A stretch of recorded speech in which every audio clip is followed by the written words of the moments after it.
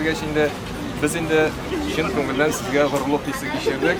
Bik süyündürdünüz, bik zor rahmet sizge şunday yaxşı emosiyalar için. Bizim gimnaziyalar tugel, Sabana, Tataristan'da, şuşu Rossiyada meşgul tanıtkan için bik zor rahmet sizge. Sizni hazırlagan Ila Şamilichga, Almaz Nazimichga, trenerlarga, onlara sizni hazırlagan dokumentlarınızı hazırladı Fidan Mitmatovich, bizim выступление hazırladı Marsi Kravna, Naila Nailovna, Leysen Talgatovna, alarga bik zor rahmet. Ham молодцы. Tağın bir sizgine bir kengeş gine aytам.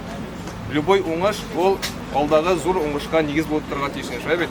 Мына бұл уңыш та сіздің соңғысы болмасын. Шуша уңышқа негіз әлім сізге тағын да зор уңышқа жеткізсін. Құттықтай басын.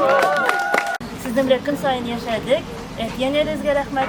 Келешекте де бұл уңышығыз сізге күш беріп тұрсын. Яңа үрлер, яңаларға негіз болсын. Шын көңілден бек зор рахмет. Мәғариф идарәсе исеменнән, район исеменнән сіз молодцы.